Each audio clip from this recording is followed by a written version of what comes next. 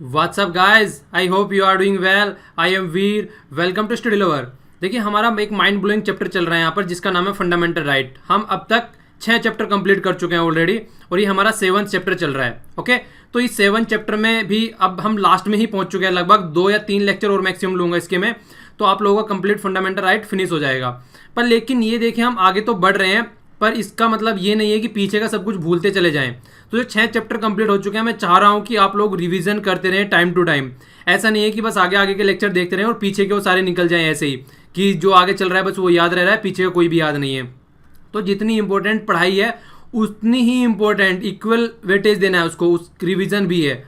तो कोशिश किया कीजिए कि जब भी मेरा आप नेक्स्ट लेक्चर देखते हैं तो पहले लेक्चर को रिवाइज कर लिया कीजिए एक बार उठा के. ठीक है, तो ये आप लोगों को करना है अच्छे से. क्या कि देखिए कोई मतलब नहीं है उसका कि आप पीछे का भूलते चले जाएं और आगे आगे बस सीखते जाएं. तो क्योंकि सारा बेस है वो आगे भी वही आगे रिपीट होना है. तो अगर बेस तैयार रहेगा तो आप लोग अच्छे से अटेम्प्ट भी कर पाएंगे क्वेश्चन पेपर को भी. ओके तो इसलिए अच्छे से चीज़ों को करके चलिए. ये नहीं है कि बस टाइम पास करने लेक्चर आ गया और सुन के उसको साइड में रख दिया है. ठीक है, तो यहाँ पर देखिए फंडामेंटल राइट हमारे चल रहे हैं. तो 7 फंडामेंटल राइट हैं. इनमें से हम अब तक ये वाले फंडामेंटल राइट देख चुके हैं और जो हम आज डिस्कस करने जा रहे हैं थर्ड पार्ट डिस्कस करने जा रहे हैं, राइट अगेंस्ट एक्सप्लॉयटेशन. तो इस वाले फंडामेंटल राइट को हम लोग अच्छे से देखेंगे और थोड़ा सा पोर्शन यहाँ पे भी बचा हुआ है हल्का सा, उसको भी हम लोग कवर कर लेंगे आज. इसके बाद में मैक्सिमम 2 या 3 लेक्चर मैक्सिमम और होंगे. उसके बाद में आपके फंडामेंटल राइट फिनिश हो जाएंगे. जैसे कि 6th फंडामेंटल राइट जो राइट टू प्रॉपर्टी था वो फिनिश हो ही चुका था 44th अमेंडमेंट के तहत. तो ये सारी बातें हम लोग ऑलरेडी पीछे डिस्कस कर चुके हैं. तो आइए अब आगे बढ़ते हैं. तो नेक्स्ट आर्टिकल हमारा है 22 आर्टिकल. तो जो 22nd आर्टिकल है अगर इसको देखा जाए इसमें और 21st में आप लोगों को एक थोड़ा सा डिफरेंस है जो याद रखना है. 21st जो आर्टिकल है ना वो हम लोगों ने क्या क्या चीजें देखी, उसमें सारी वो चीजें देखी अगर कोई इंसान अरेस्ट हो जाता है तो उसके बाद में उसको क्या क्या स्टेप लेने चाहिए. ठीक है, पर लेकिन अगर आर्टिकल 22 आप लोग देखें, 22nd आर्टिकल अगर आप देखेंगे तो यहाँ पर प्रोटेक्शन दे रखी है, जो वो दे रखी है against arrest and the detention. तो पहले ही मतलब अरेस्ट होने से पहले ही क्या क्या प्रोटेक्शन होती है जो कि फंडामेंटल राइट के तौर पर हमारे कॉन्स्टिट्यूशन में प्रोवाइड करा रखी है. तो ये आप लोगों को डिफरेंस याद रखना है. ये जरा जरा से इस तरीके के क्वेश्चन भी डायरेक्ट पूछ लिए जाते हैं कि कौन सा ऐसा राइट है जो कि पहले प्रोवाइड प्रोटेक्शन कराता है अरेस्ट होने के, कौन सा ऐसा है कि बाद में प्रोवाइड कराता है प्रोटेक्शन अरेस्ट होने के. तो ये दोनों में हल्का हल्का सा डिफरेंस आप लोगों को याद रखना है. तो जो 22 है वो अगेंस्ट अरेस्ट है, मतलब पहले प्रोटेक्शन प्रोवाइड कराता है, और जो 21 था वो बाद में प्रोटेक्शन प्रोवाइड कराता है. तो जो भूल चुके हैं 21 वाले को पीछे जाके रिवीजन कीजिएगा. रिवीजन बहुत ज्यादा इंपॉर्टेंट है, साथ में लेके चलिएगा. ठीक है, तो आइए अब आगे चलते हैं. देखिए यहाँ पर 2 पार्ट में इसको डिवाइड किया गया है. एक तो बोला है प्यूनिटिव और एक बोला है प्रिवेंटिव. तो प्यूनिटिव का तो मतलब सीधा सीधा हो गया कि पनिशमेंट देना. ठीक है ना. प्रिवेंटिव का मतलब है कि बचाना किसी तरीके से. जिस तरीके से हम लोग अगर कोई डिसीज का नाम जिक्र करते हैं तो 2 तरीके से फोकस करके चलते हैं. प्रिवेंशन हम बोलते हैं और दूसरा क्योर बोलते हैं. तो जब बोलते हैं ना prevention is better than cure, तो प्रिवेंशन का काम क्या होता है, प्रिवेंट कर देना, क्योर तक न पहुंचना. तो यहाँ पे वही प्रिवेंट की बात करिए, किस तरीके से प्रिवेंट करना है. ठीक है ना. प्यूनिटिव तो फिर क्योर होगा ही होगा, वो तो फिर बाद में एक्शन लिया ही लिया जाएगा, तो वो एक अलग बात है. तो यहाँ पे भी उसी तरीके से आप लोग कंपेयर कर सकते हैं. एज ए कंपेरिजन के पॉइंट ऑफ व्यू से देख रहा हूं मैं इसको ओनली. ओके तो प्यूनिटिव किस तरीके से यूज किया जाता है. प्यूनिटिव का अगर आप लोग देखें तो जिस तरीके से मान लीजिए कोई पर्सन पकड़ा गया किसी क्राइम करने के बाद में, तो उसको जेल में लेके गए, जज के सामने लेके गए, जज के सामने बाद फिर जज ने क्या किया, उसको सजा सुना दी, फिर उसको जेल में भेज दिया. तो वो तो उसका प्यूनिटिव एक्शन हो गया एक तरीके से देखा जाए तो. ट्रायल चल रही है. ठीक है, तो वो सारी चीजें साइड में हो गई. पर लेकिन प्रिवेंशन का नाम जब आता है तो प्रिवेंशन का नाम आता है प्रिवेंट करना उसको. तो प्रिवेंट करने के देखिए 2 पर्पज होते हैं यहाँ पर. अगर प्रिवेंट करने के पर्पज देखे जाए, प्रिवेंट करने का जो मेन पर्पज होता है वो क्या निकल के आता है कि देखिए अगर कोई भी इंसान है, अगर देखिए सबसे पहले तो आप यही समझ लीजिए अगर किसी को भी दंड दिया जाता है, जो हमारे यहाँ पर कोर्ट है, ये जेल वगैरह बनाई गई है, तो ये किसी को दंड देने के लिए नहीं है. अगर पर्पज कोई आपसे पूछे तो दंड देने के लिए नहीं है. तो ये आदमी को, इंसान को सही डायरेक्शन में लाने के लिए है कि वो इस तरीके की कोई भी एक्टिविटी न करे कि हमारी सोसाइटी में जो एक हार्मनी बनी हुई है वो बिगड़ जाए. तो ये जो कोर्ट बना रखे हैं, जो पुलिस है, ये सारी लॉ एंड ऑर्डर बनाने के लिए है. पनिशमेंट तो करना पड़ता है, वो तो एक रीजन बन गया है कि डिटरेंस क्रिएट किया जाए माइंड में कि लोग डरें और ऐसा काम न करें. वैसे जो पर्पज है इसका वो पनिश करना नहीं है. ठीक है, तो ये आप लोगों को याद रखना है. तो जितने भी जेल हैं, पुलिस है, ये कोर्ट वगैरह जो बना रखे हैं, इनका पर्पज ये नहीं है कि किसी को पनिश किया जाए. ठीक है, तो पनिश करना पर्पज नहीं है, कोई कमिट न करे इस तरीके के क्राइम, उसके लिए उसको पहले से ही आगाह किया जाता है कि होने के बाद में आपके साथ में ये चीजें हो सकती हैं. तो ये चीजें आप लोगों को माइंड में क्लियर रखनी है. ठीक है, तो हमारे यहाँ पे प्रिवेंशन पे ज्यादा फोकस दिया जाता है. बाद में तो क्योर तो पुलिस वाले कर ही देते हैं डंडा बजा के. वो तो दूसरी बात हो गई है, पर लेकिन जो फोकस करना है वो इसी पर करके चलना है कि कोई भी क्राइम ना हो सोसाइटी में। ओके, तो उस पर पूरा फोकस रहता है पहले। तो इन्होंने यहाँ पर एक्सप्लेन भी किया है इसको, अगर आप सिंगल लाइन में देखें यहाँ पर लिखा हुआ है ओनली प्रिकॉशनरी मेजर, मतलब प्रिकॉशन लेनी है। जिस तरीके से बोला जाता है ना कि बीमारी ना हो जाए पहले से ही प्रिकॉशन लेकर चलो, बेस्ड ऑन द सस्पिशियन, मतलब जो संदेह होता है उसके बेस पर पहले से ही प्रिकॉशनरी मेजर के लिए प्रिवेंटिव यूज किया जाता है। ओके, तो ये आप लोगों को याद रखना है। अब जो आर्टिकल 22 है उसको यहाँ पर दो पार्टों में डिवाइड किया गया है। फर्स्ट पार्टिकल जो डील करता है वो होता है केस से जो ऑर्डिनरी लॉ है रिलेटेड टू, इससे ऑर्डिनरी क्या है वो अभी देखेंगे हम लोग। और जो सेकंड पार्ट डील करता है वो करता है प्रिवेंटिव और डिटेंशन का काम करता है वो। ठीक है, तो अलग अलग दोनों पार्ट देख लेते हैं हम किस तरीके से डिवाइड करा रखा है। तो जो फर्स्ट पार्ट है आर्टिकल 22 का, फिर से मैं बोल रहा हूं याद रखना, ये पहले ही इंप्लीमेंट होता है, मतलब अरेस्ट होने से पहले ही आर्टिकल 22 का यूज किया जाता है। तो क्या होता है, मतलब किस ग्राउंड पे आप लोग अरेस्ट कर रहे हैं किसी को, तो ऑर्डिनरी लॉ के बेस पे आप लोगों को बताना है कि क्या ग्राउंड है जिसके बेस पर अगर आप किसी को अरेस्ट करने जा रहे हैं तो किस ग्राउंड पे आप उसको अरेस्ट कर रहे हैं। ऐसा नहीं है कि ऐसे उठा के लेके चले आए। ठीक है, इसके बाद में क्या है, उसको भी एक मतलब डिफेंड करने का राइट होना चाहिए, उसको भी पता होना चाहिए कि क्यों इसको उठा के लेके आ रहे हैं। उसके पास भी एक लीगल प्रैक्टिशनर को उसको प्रोवाइड कराना चाहिए जिससे कि वो खुद को भी प्रोटेक्ट कर सके। ठीक है ना, तो ऐसा नहीं है जानवरों की तरह उठा के, जिस तरीके से चिकन बिरयानी बनाई जाती है, मुर्गे को उठाया और काट के और खा लिया, ठीक है, उसके बाद में सो गए मजे में। तो ऐसा इंसानों के साथ में नहीं करना है। तो इंसानों को जिस तरीके से मुर्गे से पूछा नहीं जाता है कि क्यों काट रहे हैं उसको, इंसानों के साथ में ऐसा कुछ नहीं करना है। इंसानों से पूछना है भैया उठा के क्यों ले जा रहे हो, ठीक है, और फिर उसको अपना बचाव करने का टाइम भी दिया जाना है। तो दोनों ही बातें इंप्लीमेंट होती है। इसके बाद में क्या होना है, मजिस्ट्रेट के सामने प्रस्तुत करना है विद इन 24 आवर। 24 आवर का मतलब देखिए यहां पर आप लोगों को थोड़ा सा फोकस देना पड़ेगा। एक्सक्लूडिंग द जर्नी, मतलब ये हो गया, मान लीजिए किसी को आप लोगों को लेके जाना है, यूपी का एग्जांपल लेते हैं, जैसे मान लीजिए, ठीक है, कोई बंदा रहने वाला है नोएडा का, नोएडा में उसको कोई प्रॉब्लम हो गई है, कोई केस चल रहा है उसको, और लेके जाना है उसको, मान लीजिए इलाहाबाद लेके जाना है। तो इलाहाबाद जाने में नोएडा से टाइम तो लगेगा ही, अगर इलाहाबाद हाईकोर्ट लेके जाना है या फिर लखनऊ में लेके जाना है तो टाइम तो लगेगा ही वहां जाने में।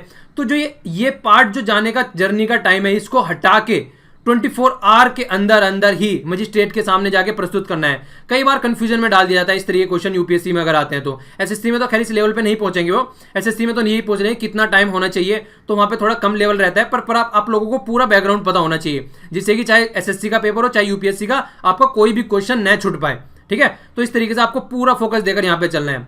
आगे क्या बोला गया इस आर्टिकल के तहत कि 24 आवर के अंदर मजिस्ट्रेट के सामने प्रस्तुत कर दिया है या प्रस्तुत नहीं किया है तो फिर उसको राइट टू रिलीज है। ठीक है, उसको आप लोगों को छोड़ देना है आफ्टर 24 आवर।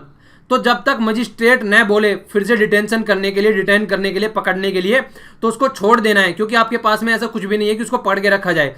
तो ये एकदम फ्रीडम का भी उसका राइट हनन हो रहा है अगर उसको बिना किसी बात के पकड़ के ले जा रहे हैं आप लोग। ठीक है, तो एक तरीके से ये आप लोगों को बातें याद रखनी है। ये क्या है, ऑर्डिनरी पॉइंट ऑफ व्यू है ये, जिसके बेस पर आदमी को पहले ही, देखिए ये सारी बातें क्या हो गई, ये सारी एक तरीके से उसको एहतियात तौर पर बतानी चाहिए कि क्यों आपको अरेस्ट करके ले जा रहे हैं।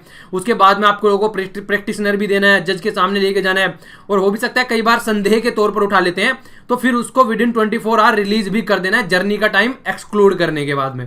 ओके, तो वो स्टार्टिंग वाला पोर्शन जो हम लोगों ने देखा प्रिवेंटिव तौर पर था, पर लेकिन अगर दूसरी साइड में देखा जाए सुप्रीम कोर्ट ने कई बातें क्लियर भी की है यहाँ पर कि अरेस्ट और डिटेंशन इन फर्स्ट पार्ट जो बोला गया है, फर्स्ट पार्ट की बात कर रहे हैं आर्टिकल 22 की। तो फर्स्ट पार्ट कौन सा जो हमने ये अभी देखा, ये सारे फर्स्ट पार्ट की बातें हो रही थी। तो ये फर्स्ट पार्ट में जो भी बातें हम लोगों ने अभी यहाँ पर की हैं, ये फर्स्ट पार्ट ये इंप्लीमेंट नहीं होगा, ये कवर नहीं करता है अगर कोर्ट ने ऑर्डर दे रखा है किसी को अरेस्ट करने का।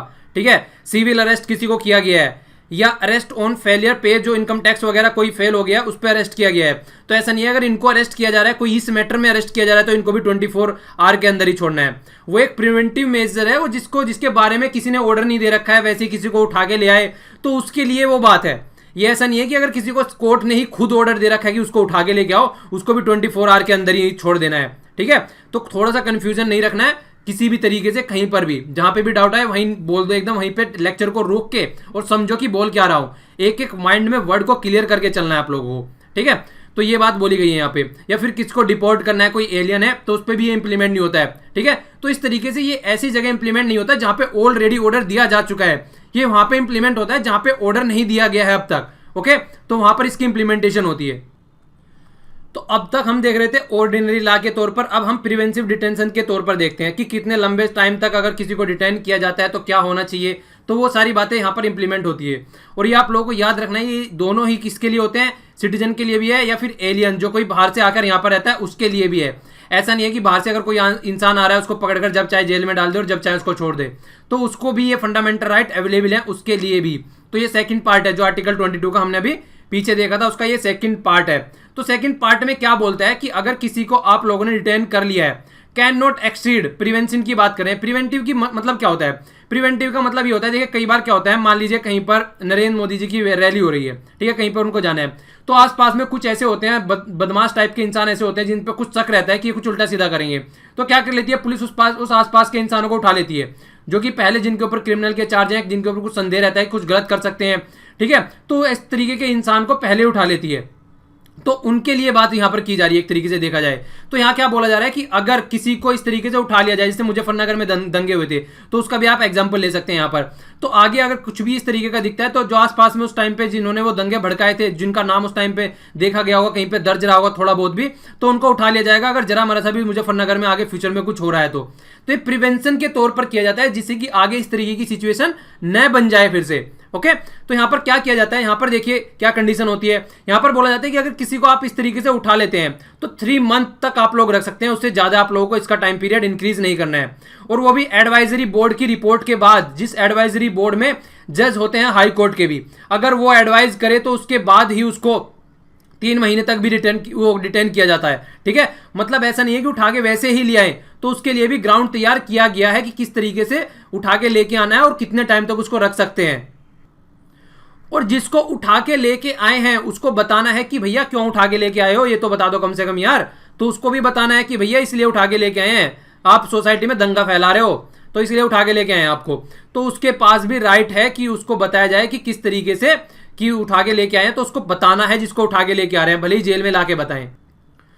और उसको भी डिटेंशन, जिसको डिटेन किया गया, जिसको उठा के लेके आए हैं, उसको भी अपॉर्चुनिटी दी जाती है कि वो रिप्रेजेंट करे अपने आप को कि क्यों उठा के लेके आए हैं। ऐसा नहीं है उसको उठा के लाया, कई बार ऐसा होता है बिना किसी काम के किसी को भी उठा लिए, तो इस तरीके से किसी भी सिविल सिटीजन को परेशान करके रख देगी पुलिस वगैरह। तो उसके लिए भी यहाँ पर ला रखे गए हैं कि जिसको उठा के आप लोग लेके आ रहे हैं उसके बारे में भी आप लोगों को, उसको भी मतलब पावर है, उसको भी एक तरीके से अपने आप को रिप्रेजेंट करने का एक अपॉर्चुनिटी आप लोगों को देनी है। ओके, तो दोनों जगह पे इस तरीके से इंप्लीमेंटेशन है। तो ये फंडामेंटल राइट है अपने आप को बचाने के, अगर बिना किसी फायदे, बिना किसी काम के, बिना किसी झंझट के पुलिस पता चला उठा के ले जा रही है, तो यहाँ पे इस तरीके के रूल इसलिए दिए गए ताकि स्टेट जो है वो डिक्टेटर न बन जाए पुलिस का यूज करके, मतलब हमारे सिटीजन को दबाने ना लगे। तो फंडामेंटल राइट इसीलिए दिए गए ताकि स्टेट डिक्टेटर न बन जाए आगे चल के। ओके, अब इसके साथ में देखिए कई सारे इशू भी हर एक आर्टिकल से जुड़े होते हैं, तो इस आर्टिकल के साथ में भी कुछ इश्यूज जुड़े हुए हैं। उनमें से ये आता है कि पार्लियामेंट अगर प्रिस्क्राइब कर दे, पार्लियामेंट के पास में ऑथोरिटी है, अगर सर्कमस्टेंसेज ऐसे बनते हैं, जिस तरीके से इमरजेंसी के ड्यूरेशन की आप लोग एग्जांपल ले सकते हैं। दूसरा एग्जांपल आप लोग ले सकते हैं जो मुजफ्फरनगर में दंगे हुए हैं, तो इस तरीके से प्रिवेंशन एंड डिटेंशन लॉ बना हुआ है। अगर उसके तौर पर बातें की जाए तो किसी भी पर्सन को 3 महीने से ज्यादा भी जेल में रखा जा सकता है सोसाइटी में हार्मनी बनाने के लिए, और विदाउट एनी ओपिनियन लिए बिना एडवाइजरी बोर्ड की, जिसकी हम लोगों ने पीछे बात की थी अभी कि उसमें हाई कोर्ट का एक जज भी होना चाहिए।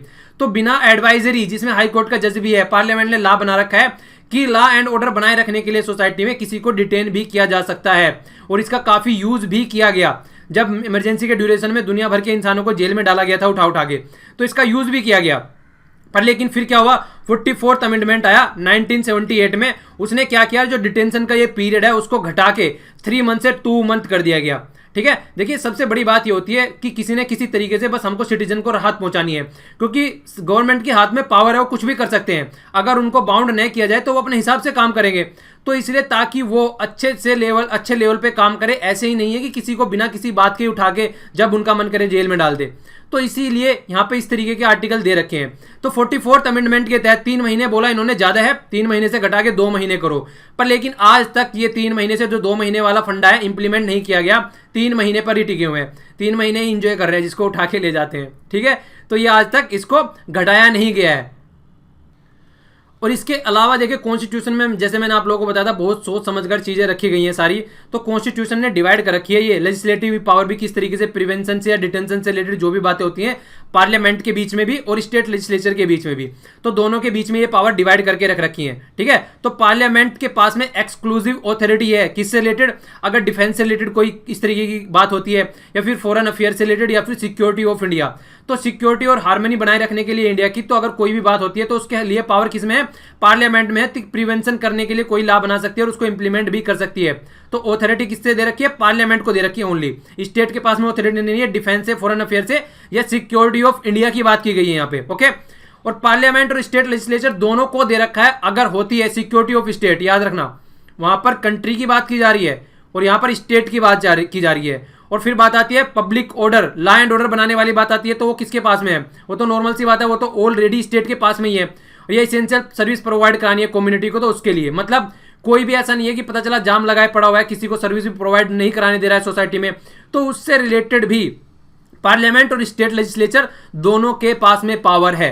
ओके, तो आप लोगों को दोनों में डिफरेंस लगा के रखना है। देखिए इसको थोड़ा सा अगर माइंड से भी सोचेंगे ना, दिमाग शांत रख के थोड़ा, हमारी जो हमारी पार्लियामेंट है उसके हाथ में कौन सी पावर आएगी, वो पावर आएगी जो कि स्टेट के हाथ से अगर सिंगल स्टेट को देखा जाए उन पे इंप्लीमेंट नहीं होंगी। तो क्या होगी, अगर किसी कंट्री के साथ में आप लोगों को इंटरनेशनल रिलेशन के बारे में बात करनी है तो वहां पे स्टेट की कोई बात आएगी निकल के कि स्टेट ने इंटरनेशनल रिलेशन बना दी किसी कंट्री के साथ में, वो सेंटर का काम हो गया यार। ठीक है, इसी तरीके से डिफेंस देख लीजिए, डिफेंस का जब मतलब आता है आर्मी हो गई, मिलिट्री हो गई, पैरामिलिट्री फोर्सेज हो गई, तो ये सारी सेंटर के अंडर में काम करती है, एमएचए के अंडर में काम करती है जितनी पैरामिलिट्री फोर्स हो गई।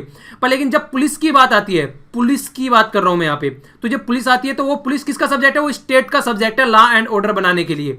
तो यहाँ पर स्टेट की बात आ जाती है। तो आप लोगों को ये थोड़ी थोड़ी बातें समझनी है। सिक्योरिटी ऑफ इंडिया की बात आ गई तो स्टेटों के लिए स्टेट में इंप्लीमेंट होगा। अगर पूरी ऑल कंट्री की बात किया जाए, होल कंट्री के बारे में, तो हम बात करेंगे किसका, बात करेंगे पार्लियामेंट का, यानी कि सेंटर की ऑथोरिटी है फिर वहां पे।